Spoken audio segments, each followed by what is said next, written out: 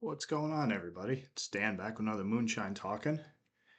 And today I'm going to do something that I've been putting off for a while. I shouldn't say putting off. It's not like I've been avoiding doing this. It's taking me a while to do this. Uh, Not quite sure how I'm gonna title this, but I know the words Battle Royal are going to wind up in it. Uh, but basically, it's going to be a combo review of a bunch of albums of bands who most of you follow my channel and you watch my videos, you'll be familiar with everybody here. I'm going to do a combo of Kai, Goatamentise, and Iron Casket, uh, all of which are bands of uh, channels, people, personalities, guys you know either through connecting on YouTube or various other means or what have you. But yeah, I found a lot of these through just kind of stumbling into this little community of people, the Vincent Crowley and Morden Red with Revik and then with Eddie with Realms of Metal and just a few other guys, and then starting to meet everybody and starting to get to know a few of the people, and then started buying some of the stuff, and yeah, I figured I'd finally I'd do a review of it. I was waiting once I had heard that Paul was putting out his Kai stuff on physical media. Then I said, all right, I know what I'm going to do. I'm going to wait. I'm going to get his thing, and then I'll do all of them together. So that's what we're going to do. I think I think what I'm going to do is we're going to start with speaking of we're going to start with Paul with the Kai, the Conqueror King. He just put this out independently. He was kind of shamed into it. A lot of the stuff that Paul was doing, as most of you are familiar with, was just doing YouTube shorts and playing some riffs and stuff like that. He had a band camp, and you could purchase stuff digitally there, listen to it digitally. And then as a matter of fact, Drew was getting on him, and Barry was getting on him about putting his stuff out on a physical media format, and so that's what he did. So you got the Conqueror King. Uh, it's great. It's 8 tracks, 27 minutes. Overall, the style is, at least to me, it's sounds a lot like old school Swedish death metal in the vein of like At the Gates, Dismember. I hear a lot of Hypocrisy in there, which is great. I love all those bands. I especially love Hypocrisy, so whenever I hear bands take influence from them, I'm all in on that. Is And then there's also little elements of where it's just straightforward, no frills, death metal, just right in your face death metal. No, nothing fancy. Just very solid riffing. Lots of deep growling guttural vocals. A lot of elements of what you hear in most death metal bands. Uh, some higher register shrieks, which are phenomenal, almost hitting like the black metal ranges and stuff like that. It's great. Paul does the vocals, guitar, bass. I believe he'd use a drum machine on this. Uh, and yeah, as far as the songs go, as far as some of my favorites, I would say "I Shall Conquer" is right up there. Battle of Nuanu, Nuuanu, if I'm saying that correctly. If I'm not, Paul, correct me. Uh, First Contact. Those are all the ones that they had the elements of like a Swedish death metal style, and that's what kind of drew me to them. Really good hooks, good leads, uh, very hooky. Again. Uh, and As far as some of the ones that are more along the lines of just more straightforward, no frills stuff, I would say Night Marchers. That one's killer.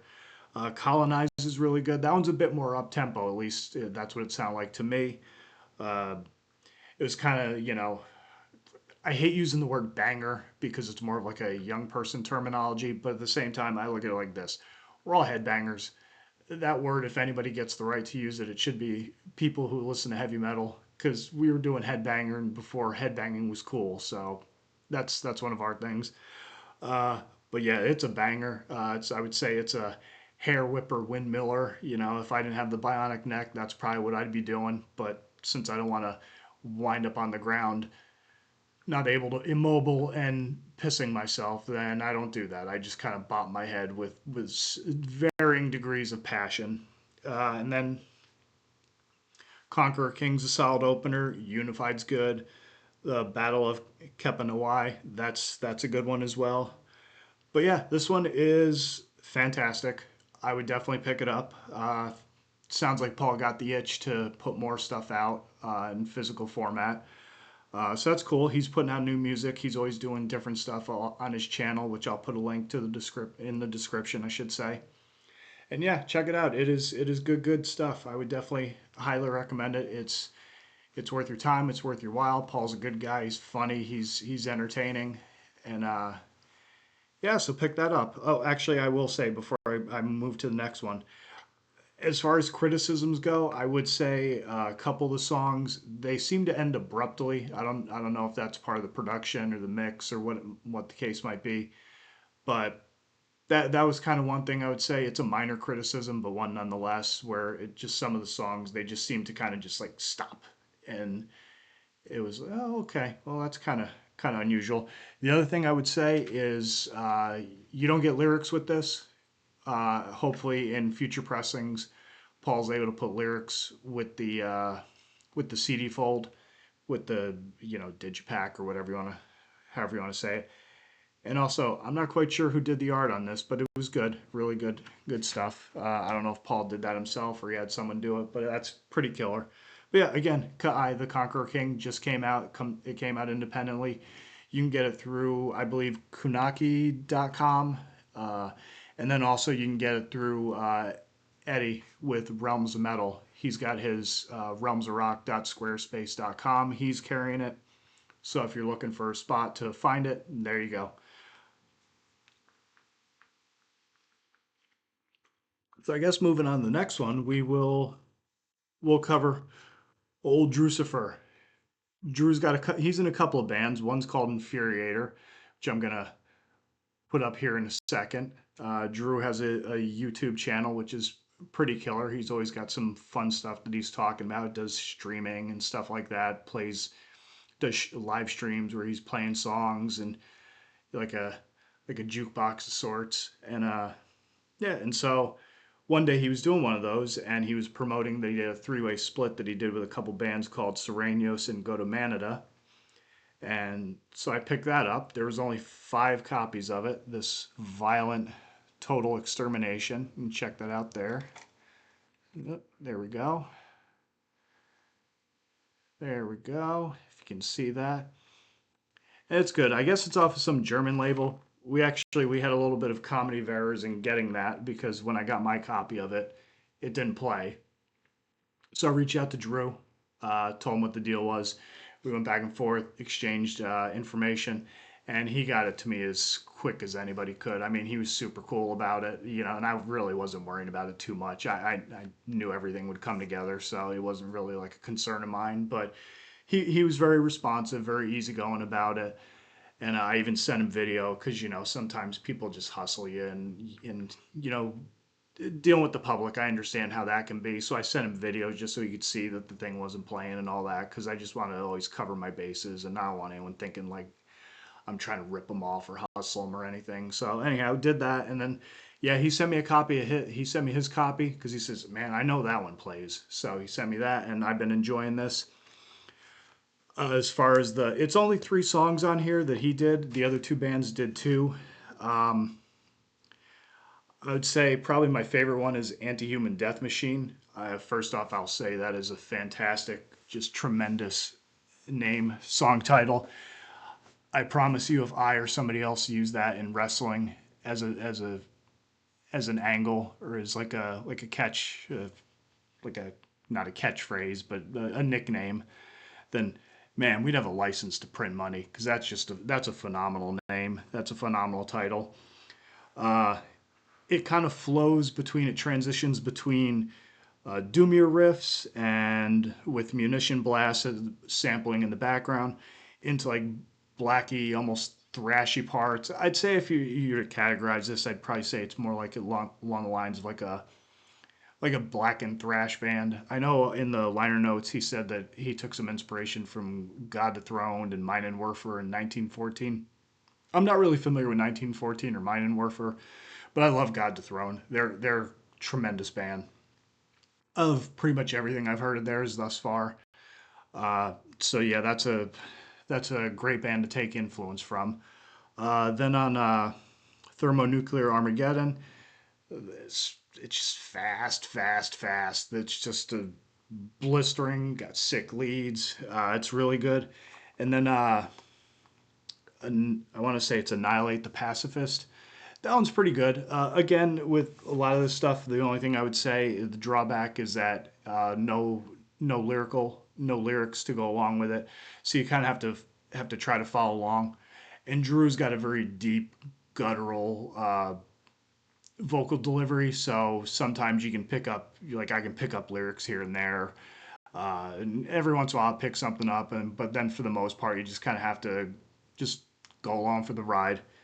And then as far as the same time when I got the split, I also picked up his Where Iron Death Roams CD that he put out independently. I don't know what year, he'd have to tell me that, or he'd have to tell you that, but it's pretty good. It's got there are 8 tracks and it's 31 minutes long. And again, very much in the vein of a blackened thrash band. Uh, as far as the lyrically, it's based on the atrocities and horrors of war, specifically World War One. I think the first song, "Prelude to War," I'm gonna take a guess and say that that's a speech from Archduke Ferdinand, and then at the end you get to hear the pop, and I'm assuming that's what kicked off. That's at least in the context of the album and how it kind of flows together till the end. That it kind of kicks off the Great War, and then we go into New Era of Death, which is just it's just a fantastic, scorching song. Just very straightforward, no frills.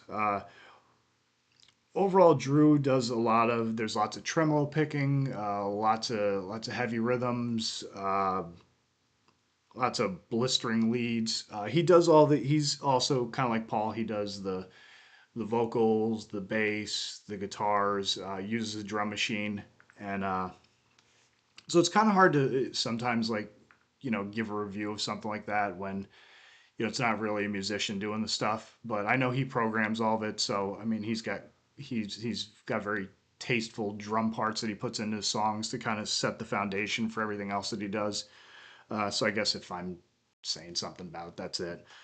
But Gas Mask Trench Attack is great. It's got this right before the 2 minute mark. There's this riff going on where it's just it if you don't start banging your fist to it, then your blackened soul has been lost forever because that's killer.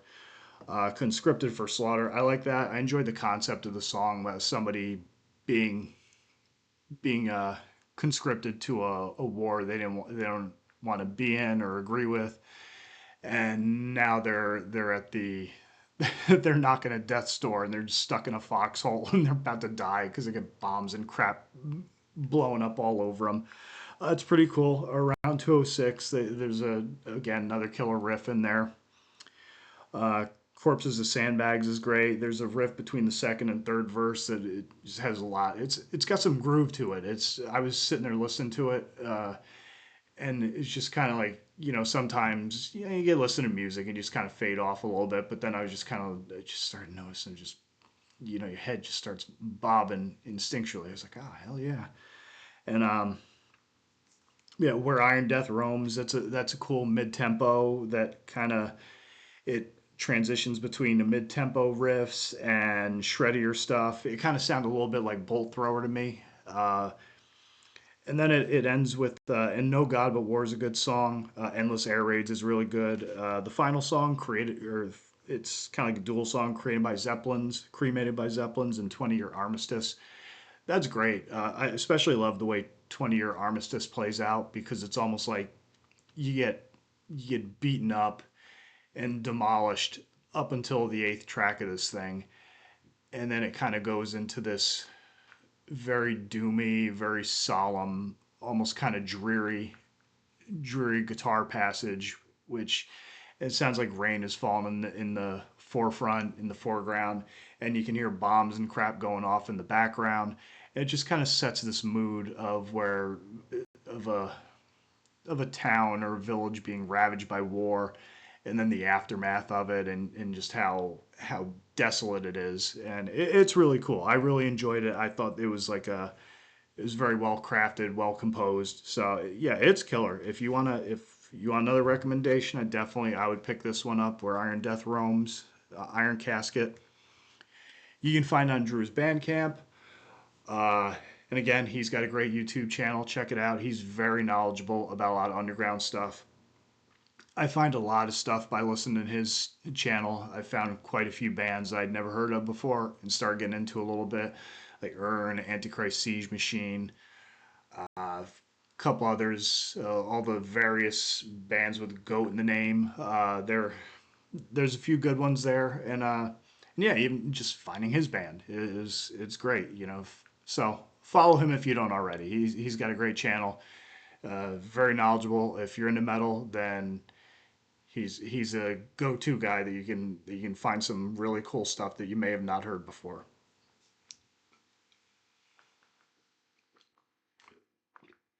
All right, and finally, we have the 30-year anniversary disc of Goatamentise. This is Barry Ruiz from that Goat Metal show. Another content creator, focuses a lot on metal. Found his channel through all the various people who I found by just finally J Dog again, Vincent Crowley, Revik from Mordant Red, Eddie, all those guys. Everybody's kind of like everybody's friends. They're all very good friends and acquaintances through love of metal, love of music. Everybody's kind of like very easygoing, chill people. Everybody's a little bit older. Everyone's got families and jobs and stuff like that. So everybody's kind of like responsible adults. It's not a lot of beefing and stupid drama and stuff like that. So it's cool. It's cool to just go somewhere and talk about metal, talk about this, talk about horror movies, or and all the other stuff that we all enjoy. But anyhow, so I got chatting with Barry one day, and he was going to send me the CD, and he was like, "Oh, I'm going to send this to you," and I was like, "Nah, don't do that. Let me buy it from you." So I went to his Bandcamp, I bought it, and I kind of felt like Doctor Evil when he's on the Jerry Springer show, and he takes the clan member's hood off and he's running around like, "I got your hood, I got your hood." I sent him a message like, "Haha, I got your CD, I got your CD," because just I don't know. I have a weird sense of humor, no kind of overactive imagination. So that was the deal there. But yeah, he sent me a bunch of promotional stuff along with it, which is really cool. Lots of stickers. He sent me lyrics. Sent me a bunch of stuff that I could kind of follow through with. Um, the 30th anniversary was released on March 8th of this year. It was done by Death Farm Records. If you're interested, that is Death Farm Records. Go check them out. I'm sure you find them pretty easily. The reason it took me so long to do this was because this is a very dense, it's a very dense and there's a lot of music to take in. And I had listened to it a few times and I was trying to take notes so I could give it, because all Barry asked is, give it a full and thorough review, give it a full, honest, thorough review. And that's what I tried to do. And so I was trying to find ways to like angles to come up with it, and then I think I had a pretty good way of doing it, because again, it's 31 tracks, it's 2 hours and almost 7 minutes long. It's on 4 discs. One's a live album. You got their Suicide demo, which came out in '97. You got their Severed Ties EP, which came out in '98, and then you got the self-titled, which came out in '06. So there's a lot of stuff to take in. A lot of the songs are redone, repurposed on the various ones, and that's kind of the angle that I took in trying to find a way to review it properly. Uh, but just as far as background, as far as the band itself goes, the core of the band is Barry. Barry Ruiz. He did bass on the demo and the EP, and then he switched over to vocals for the self-titled. They just reformed, reunited, so he's back on vocals with the band. Ramon Soto is their rhythm guitar player, and Frank Lasco was is the drummer. These are the guys who are like the core of the band, who are on all of the material for the most part, other than I think the current lineup, a gentleman by the name of Trey Bags, Trey Skins. He took over the drumming duties and duty, and then Vinny Casucci, he took over on lead guitar. But on the Suicide demo, you had Martin Cortez was the vocalist, a gentleman by the name of Nando. He was doing lead guitar. On the Severed Ties EP, you had Malik Jacino, and on lead guitar was Milton Moran Jr., who unfortunately, in researching a lot of this to try and give it some, the background on Goatamentise, I found out he was killed in a failed bank robbery attempt, which is just awful. People are just scum, and it's sad, and it was unfortunate to hear that. But regardless, since we're mentioning it, cheers to Milton. Everyone, raise your glasses and give him a moment of respect.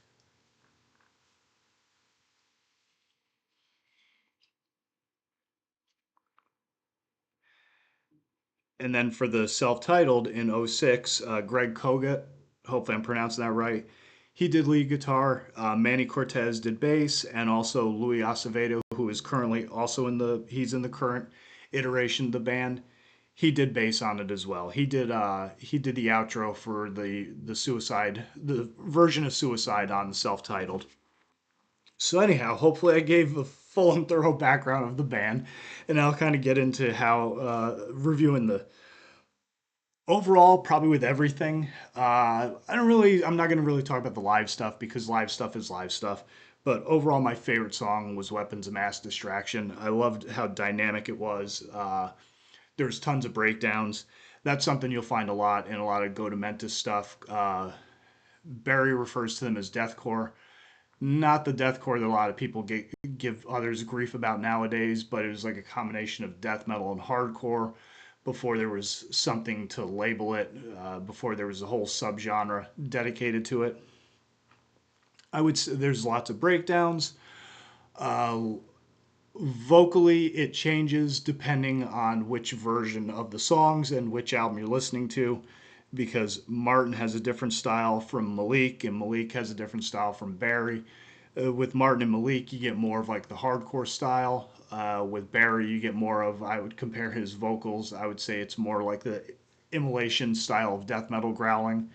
Where Martin and Malik, you can hear a lot of, to me at least, I'm not a huge hardcore guy, but you can hear like a lot of Vision of Disorder, Biohazard, stuff like that. Musically, they kind of in between. Once again, I would say like an immolation. I hear lots of Machine Head in there. Maybe others do or don't. Again, Biohazard, stuff like that. So if you're fans of those bands, that's what I would say.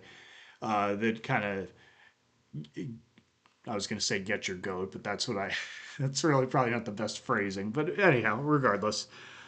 So that's my favorite song overall. They do these slides at the 3 minute mark during the riffing, and I really enjoy that. That's top notch stuff. LSD, the love song for the deranged, I really enjoy that. There's a killer breakdown around the 130 mark. They just hit a cymbal, and then it's off to the races with that one. That one's really cool. They transition into more thrashy stuff around the 230 mark. It's a very cool song. There's a part where the lyrics are going, "You're my obsession," and I like the drumming and the just what they do there is really really good. Uh, Run out of water, but anyhow, as far as some of the songs that were on the different ones, I'd say Father Hour. Uh, it had a lot of similarities to Machine Head. That's where I hear a lot of the ghost notes. That a lot of times you can it's a trademark sound that Rob Flynn uses in the Machine Head songs. Uh, Breakdown at 2 minutes. It's really killer. There's one at 3:30, 3:33, where it's like all I could think of was that scene in Falling Down with Michael Douglas, where he beats up all the gang members and takes all their weapons and their bag of stuff and everything. He's just clear a path, motherfucker. I'm going home. And that's all I could think of is like that part hits and somebody just kind of rips through the mosh pit. I thought the little kid doing the the prayer at the beginning and then the just the exhausted sound in his voice, that was very funny. I appreciate that. But overall, probably the demo, the self-titled, and then Severed Ties would be the rankings as far as which versions of the song I like the best. Then you go to No Heaven, No Hell. I would say that probably the self-titled, then the Severed Ties version, then the demo versions are probably one, two, and three as far as favorite to least favorite. And that's not a knock on anything. It's just if you're ranking stuff, something's always going to be first, something's always going to be last. It just is what it is. But that one hits hard right off the gate with some tremolo picking. The main riff was fun. There was at the middle of the song, there's a part that I would call the slam part. It was really good, and then it break down at the end, which is killer. You know, really enjoyed that. Suicide, the song, I would say probably Severed Ties version, self-titled in the demo. That would probably be as far as how I enjoyed the song. The versions that would be it. Um, Lyrically, it kind of made me laugh because I mean, all I was thinking to myself, well, will somebody please, someone service this guy? He's gonna do himself harm. Just somebody give him some oral. Maybe that'll help. You know, it's just that's kind of where my mind went with that one. Uh, but it was good. There was a bridge between the second chorus and the verse. I will say it kind of sounded a little rushed. I don't know if that was a production thing or what the case might have been. But like I mentioned earlier, it was I believe Louis did an outro bass on the self-titled version of the song, and I just felt like it was missing an outro guitar lead as well. Like that would have really set it over the top. I thought that was it was just missing that little bit because it was such a killer bass line, and it just seemed like if it had a guitar lead playing over top of it, that would have really set it off nicely. Um, but then Lost Souls, I would say that's a toss up between the Severed Ties and self titled version. Very much another song, very much in the vein of Machine Head. A little bit cleaner production on the self-titled. I think the major difference is just in vocal styles, whether you prefer the death metal style or the hardcore style. I think that's really going to determine whether or not which version you like better.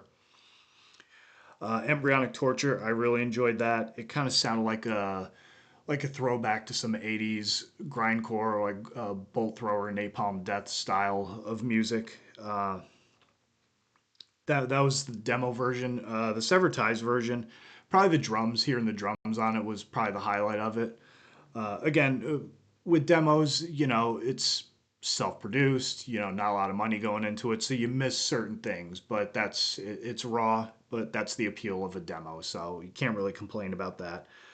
And then as far as the song Severed Ties, I'd say really the main difference is that on the demo version, it's mostly the vocals. On the demo version, it sounded more like a Biohazard type of song, where the Severed Ties EP, it kind of sounds more like a Vision and Disorder. That's kind of where I got that from.